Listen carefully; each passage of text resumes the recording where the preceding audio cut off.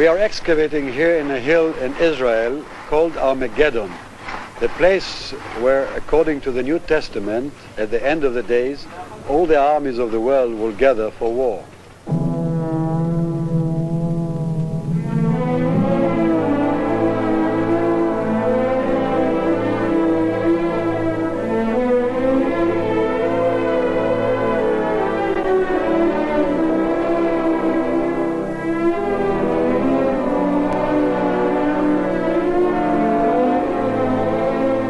Armageddon is known in Hebrew as Megiddo. It is situated 50 miles north of the modern city of Tel Aviv and 12 miles from Nazareth. In ancient times, Megiddo guarded a highly strategic pass of the sea road Via Maris, which leads into the fertile valley of Jezreel, for centuries the main artery between two continents, Africa and Asia. It has been the scene of countless battles from warring hordes crisscrossing these continents. As long as the site of Megiddo held strategic importance in ancient civilizations, cities rose and fell upon it with monotonous regularity.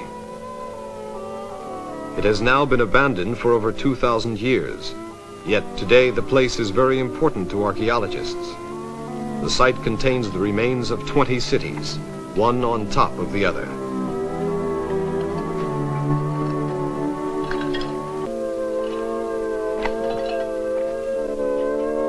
For this reason, it also attracted the attention of Professor Yigael Yadin, director of the Institute of Archaeology at the Hebrew University of Jerusalem.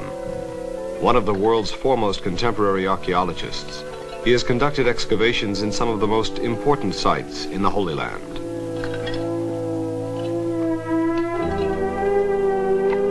His finds have brought to light a wealth of information about biblical eras. A former chief of staff of the Israel Defense Forces, he is able to combine military and archaeological expertise to piece together the clues found in the remains of these ancient sites.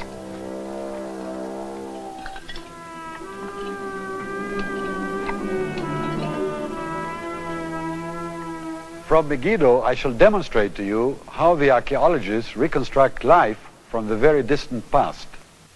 For example, how from what looks to be a few stones can we reproduce a whole Canaanite city?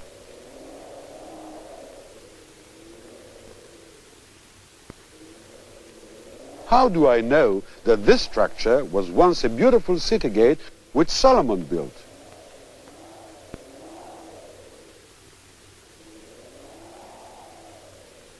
Although we have uncovered only a small fraction of the riddles of Megiddo, I can show you most interesting discoveries. But first of all, some elementary facts. In the semi-arid climate of the Holy Land, there is a scarcity of springs. Of those which do exist, few are situated near a natural hill, the height of which could offer security to its inhabitants. For that reason, people were attracted over the centuries to locations which contained these two elements necessary for their survival, water and security. Upon these sites, therefore, ancient peoples built their cities and villages.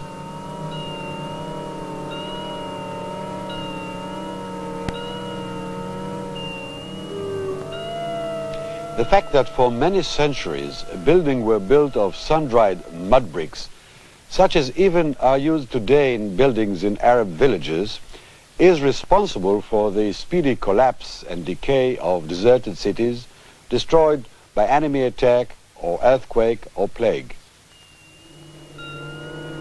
The city wall, usually built of sturdier material and of definitely stronger construction, prevented the debris from being completely washed away by the elements. Newcomers, or survivors of the destruction, would then level the debris of the previous city and begin construction of new buildings. It is this process of a city destroyed and a fresh one rebuilt on its remains, repeated over and over again for thousands of years, which has created this mound. The Bible calls it a tell.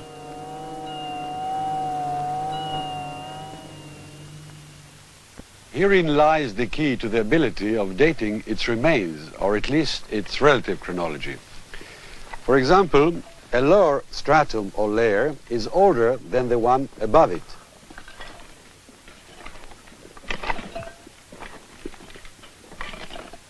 The possibility of absolutely dating the remains of people who didn't write or whose writing on perishable papyrus did not survive is of course much more difficult. However, sometimes we do find dated objects in the strata.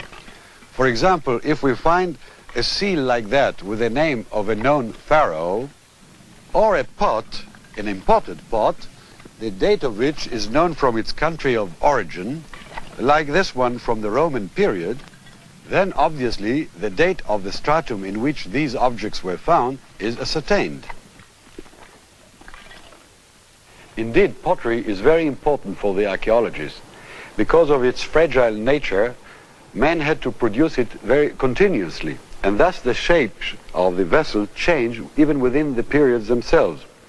This jug, for example, with the pierced handles and these bends, is typical of 3000 BC and 3000 BC only, while this jug, still within the general period, has folded ledge handles, which do not appear 100 years later.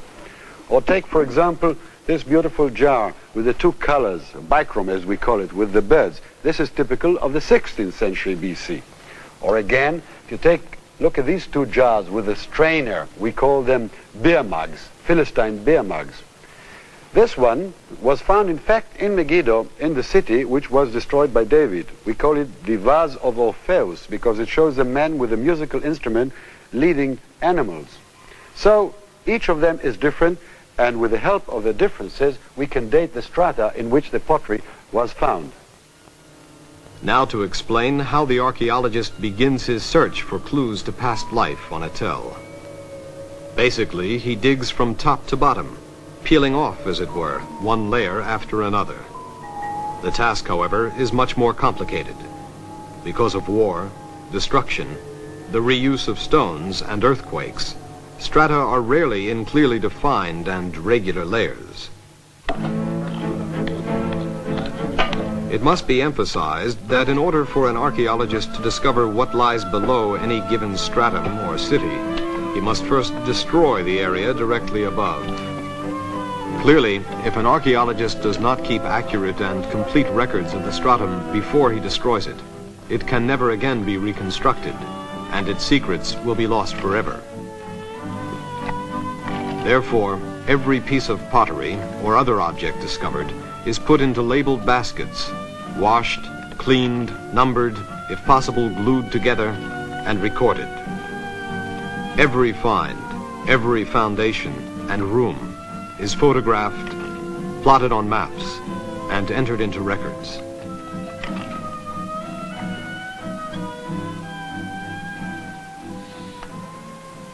The fact that 20 cities were destroyed here in one way or another certainly suggests that this hill has witnessed some fierce battles. Indeed, the first known detailed description of any battle is the capture of Megiddo, as chronicled by the pharaoh Thutmose III when he spoke to his troops in the 15th century BC. "Behold, all the foreign countries have been put in this town by the command of our god Ra on this day, inasmuch as every prince of every northern country is shut up within it, for the capturing of Megiddo is the capturing of 1,000 towns."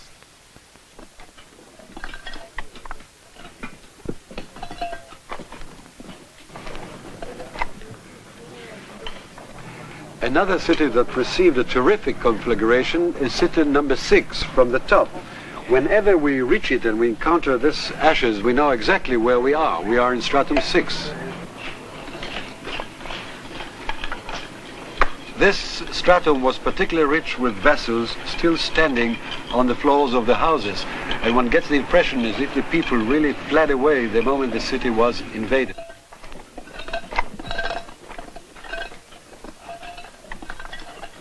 This city is covered by about 1.5 feet of ashes, broken pottery and personal belongings with the brick burned red from heat. We believe that this is the city conquered and destroyed by David. King David, the monarch who first unified the nation of Israel, was known for his beautiful psalms, his ability to play musical instruments, and his military genius. Because of his lightning strike on this Canaanite town of Megiddo, its inhabitants had no time to evacuate their personal possessions. For example, we found hidden under the ashes of this floor a purse of a woman stuffed with many objects like beads and bracelets. Even these little two objects, one crouching a gazelle and the other one a small monkey, holding one hand on his ear like that and eating with the other hand an apple, as if Adam eats already the apple but still pretends he's not listening to the words of Eve.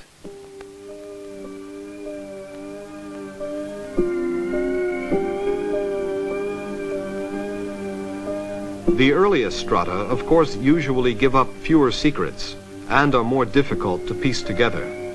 Even so, using his records, the archaeologist begins to build the story of a tell. Around 3000 BC, a new race of people came to this area, and they founded on the virgin rock here the first city of Megiddo. They've built also a temple facing the east towards the rising sun. They left behind almost no relics of their type of religion. In fact, the only thing which remains today is one wall of the temple with the original plaster 5,000 years old still intact.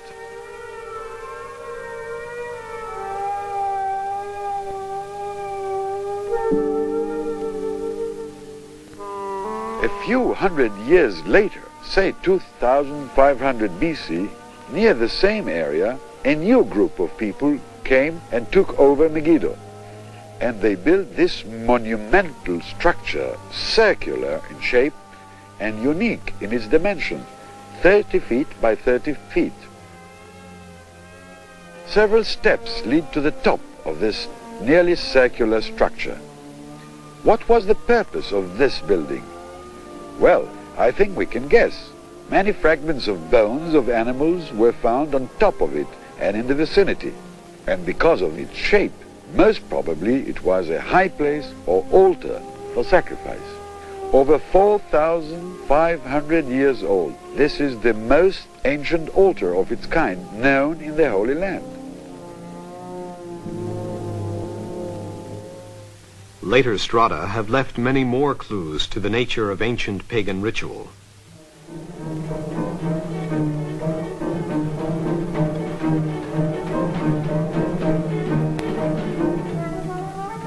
Around the 16th century BC, there was an influx of newcomers, the Canaanites, the Horites, the Jebusites, and all those nations who, according to the Bible, confronted Joshua and the Israelites in the 13th century BC. Their gods included a goddess of fertility, of which the prophets of the Bible hated so dearly. One of their lords, or Baals, was their god of war, mentioned in the Bible and identifiable by his cone-shaped helmet. Another goddess is easily recognizable because of her two curls.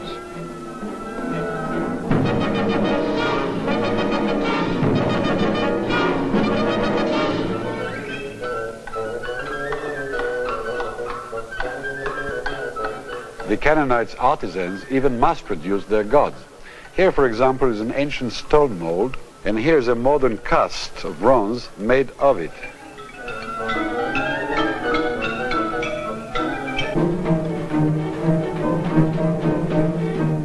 A model shrine, such as this one, decorated with snakes, seems to have had some ritual purpose in their Holy of Holies. The obliteration of their cult, its temple, altars, and so forth, is one of the main objects of Moses' command to the Israelites when about to enter the Holy Land.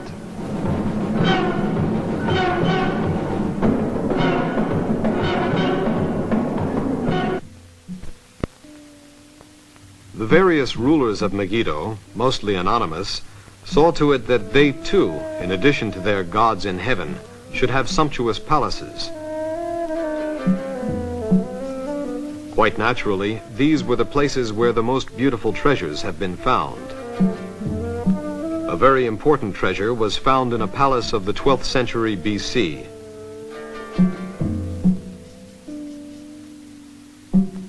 From From these ivories, it may be observed that the king was an art collector. An ivory with the name of Egyptian pharaoh Ramses III dates this unique collection as early as the 12th century BC. From this plaque and other similar pictures, the archaeologist can reconstruct some features of a woman's life in the Canaanite and early Israelite periods.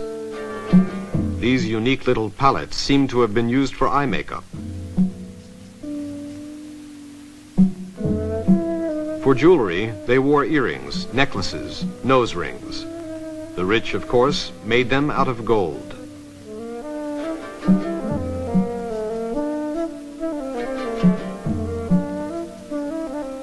For leisure, these Canaanite citizens of Megiddo, numbering about 3,000, had all sorts of games, mostly played with a dice like that. It is interesting that in another site, a dice was found loaded, showing that human nature hasn't changed.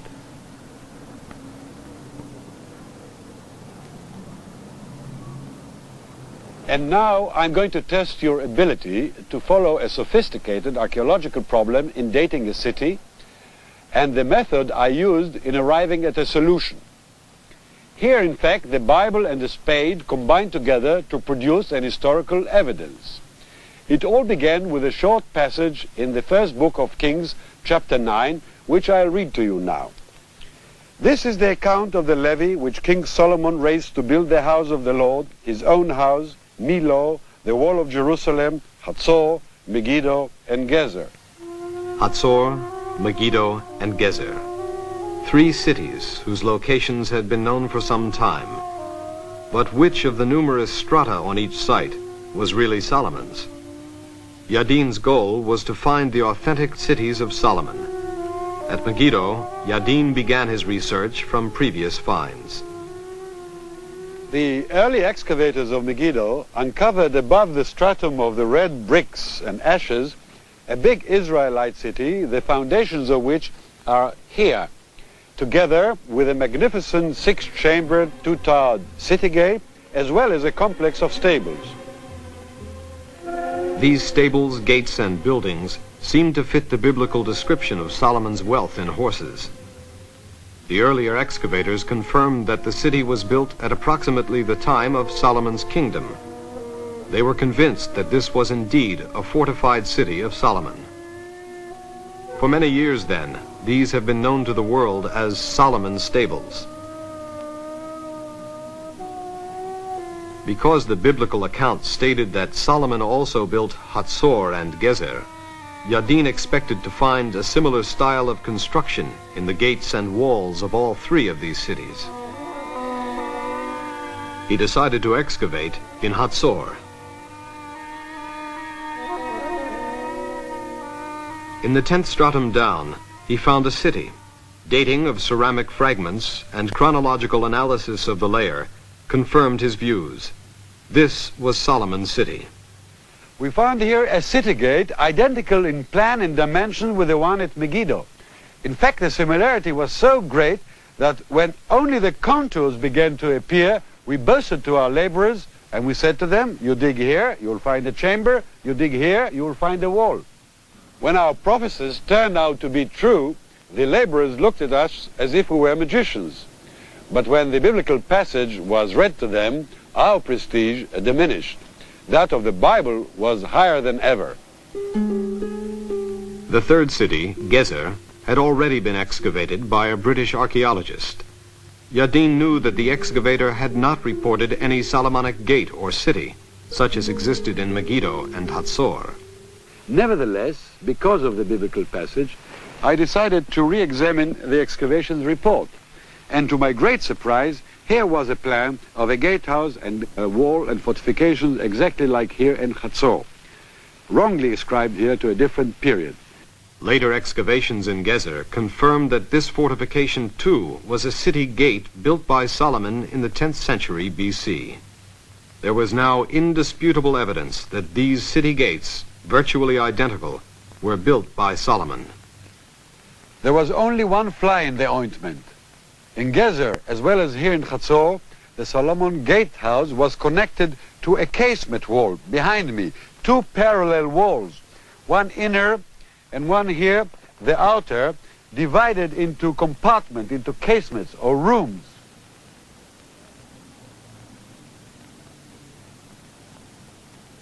But in Megiddo, Solomon's gate was connected to a much stronger and heavier wall. In brief, a solid wall with these insets and offsets to make it even stronger against attack. Here indeed, then, was a difficult problem.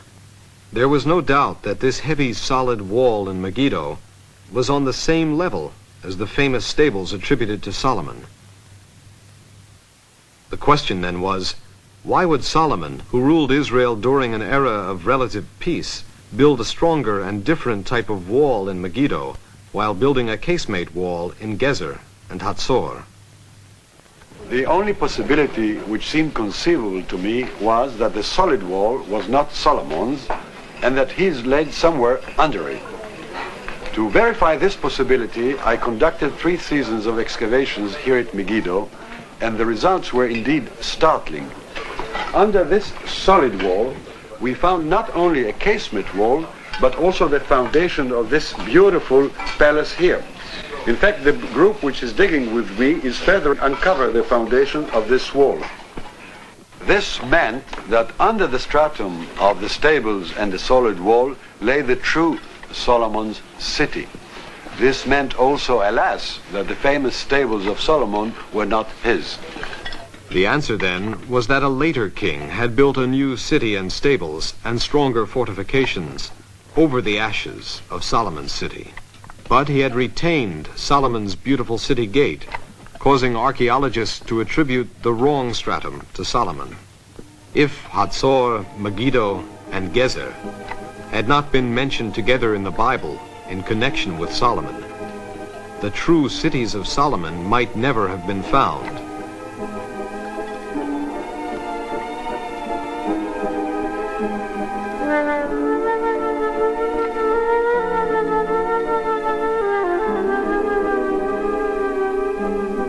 Actually, we know from the Bible that in the days of Solomon's son, Rehoboam, Egyptian pharaoh Shishak conquered and destroyed Megiddo. The city was later rebuilt, probably by King Ahab and his strong-willed wife Jezebel. Credit then must go to Ahab for building the stables. There is perhaps no finer example in the history of archaeology of a biblical passage helping so much in the identification and dating of structures in the Holy Land.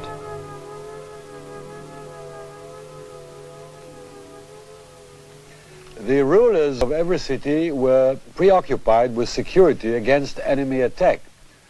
For this reason, also silos were built to store food for siege against an enemy who couldn't breach the walls, like this one, for instance, which was built by one of the kings of Israel.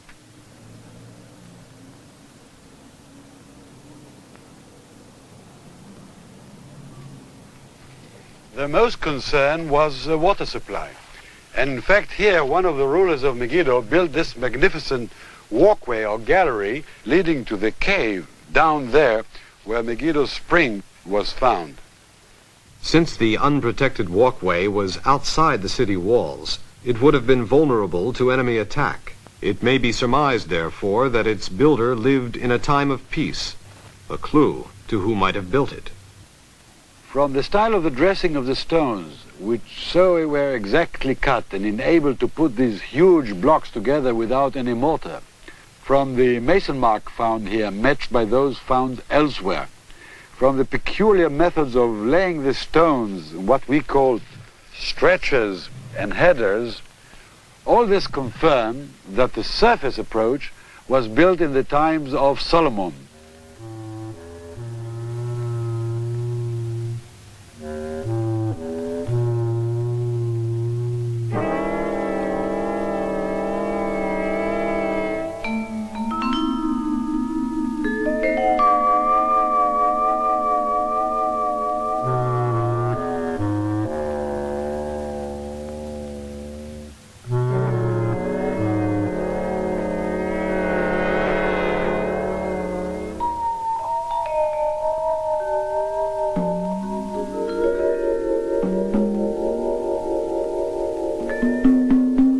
At a later date, Another king devised a secret passage within the city walls to Megiddo's water supply. He built a complex underground water system consisting of a vertical shaft 75 feet deep and a slanting tunnel 150 feet long, conducting the water from the source toward the foot of the shaft.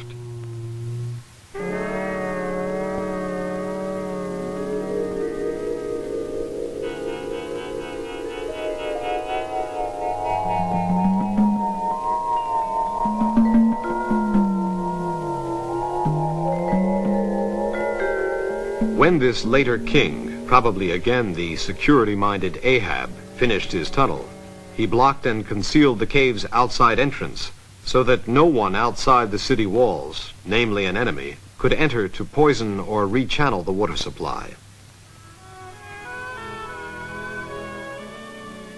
Even with all these elaborate defense measures, Megiddo was not able to withstand siege indefinitely. The final fall of the northern state of Israel in 720 BC, and subsequently the fall of Judea some 150 years later by the Babylonians, brought also great destruction to Megiddo, Armageddon. By the time the book of Revelation was written, the mound of Megiddo was ruinous and derelict.